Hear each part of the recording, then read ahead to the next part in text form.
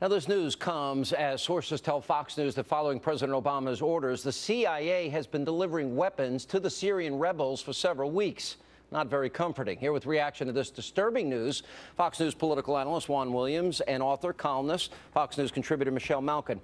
All right, for both of you, before we get started here, I know that we've had 100,000 dead. We got over 1 million refugees here, and we've got a lot of video, including the video I'm going to show of the horrific assassination, and it's going on, it's widespread throughout the country. But it's only the chemical attack, 1,400 people, that got this country's attention. Look at this, for example. 50 عاما والنضال نفاق 50 عاما والدمار بشامنا 50 عاما للفساد رفاق والموت ذل والحياة لقول الله لا عاش لي صمت ولا إطراق ما ترهبون طريقنا وأنيسنا أنا ليوم شهادة عشاق يا قاتل الأطفال طوبى للعدا قد فقت لا دين ولا أخلاق قسما برب العرش هذا عهدنا أنا سنثأر واليمين نطاق وستدفعون دماءنا أضعافها يوما بيوم والدم استحقاق.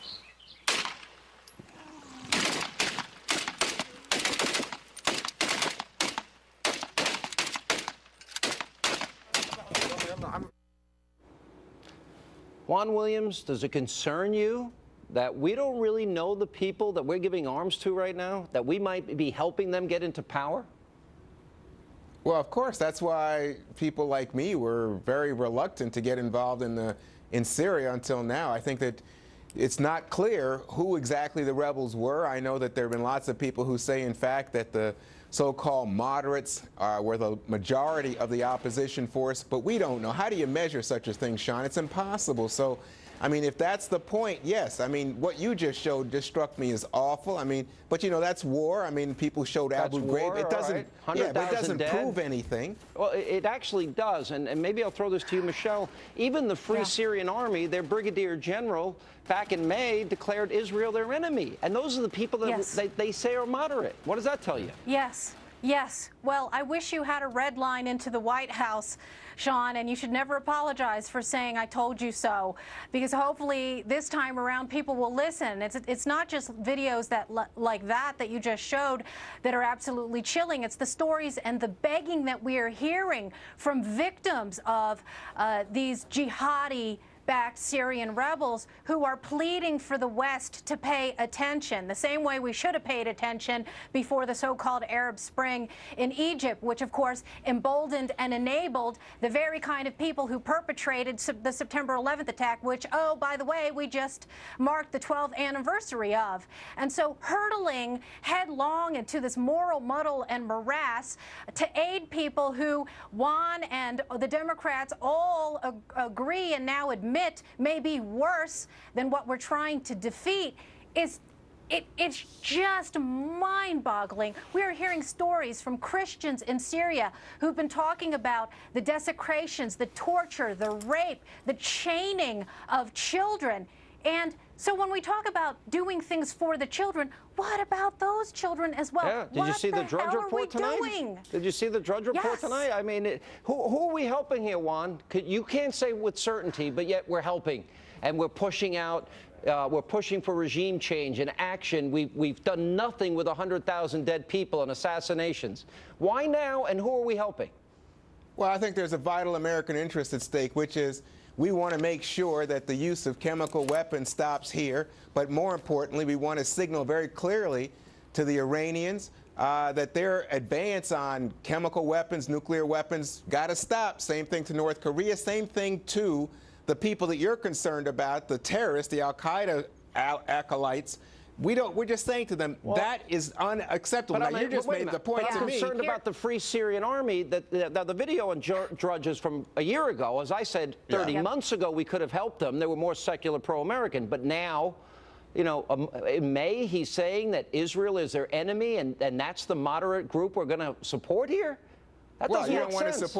You don't want to support enemies of Israel, but I think the larger point is, look, you had an Arab awakening, an Arab Spring. We can't control who people elect to be Then their stay elected out of it. officials or their rhetoric. Then But stay you can't out of it, say, Juan. what do you say? Now, here's the Sean, you're an problem. isolationist all of a sudden? America has no role in the world?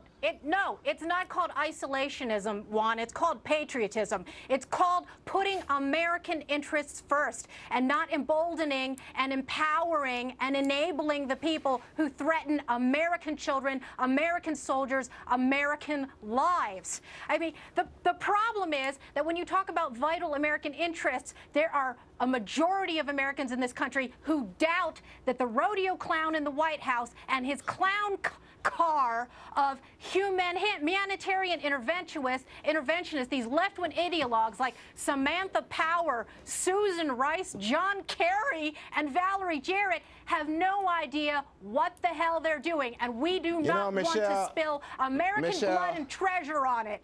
They are Michelle, I just find it really hard to listen to you, someone like you. You know, the far right that backed President Bush going into Iraq said, you know, America's military might, our strength, our voice should support democratic efforts in the Middle East. And now, because of your hatred of Obama, you're turning your back on America's role in the larger world. Hang on one second. Wait, let me get this point out, Michelle. Okay, hang on. If you don't want to listen. Wait a minute. This is going to be an unbelievably small attack. No boots on the ground. Not about regime change. Days, not weeks. That is ineffective. That is not a strategy. And we're arming people that are enemies of our allies. You know what? Let's take it one step at a time, Sean. We're talking about the greatest military on the globe, and the greatest military is not going to have a pinprick, okay? And we don't know. Again, we don't know small. Exactly. Look, that was John Kerry. One line from John Kerry. That was your That's not Secretary the military of State, speaking. Yes.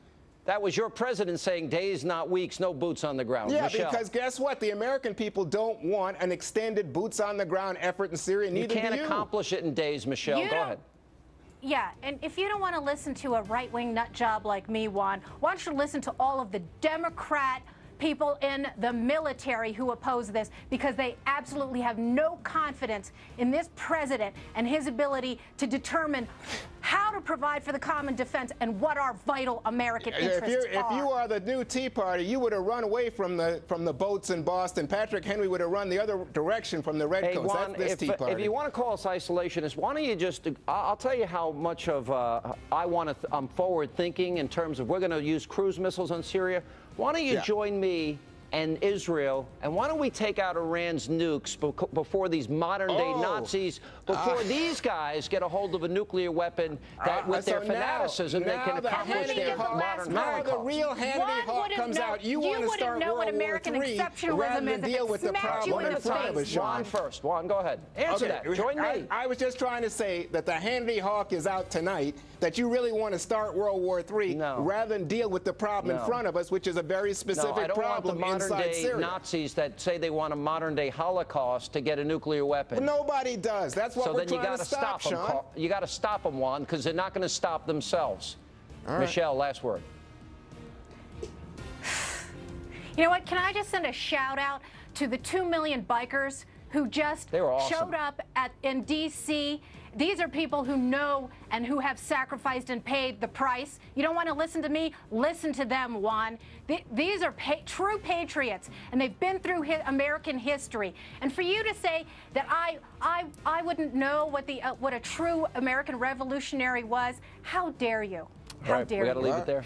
Thank you both.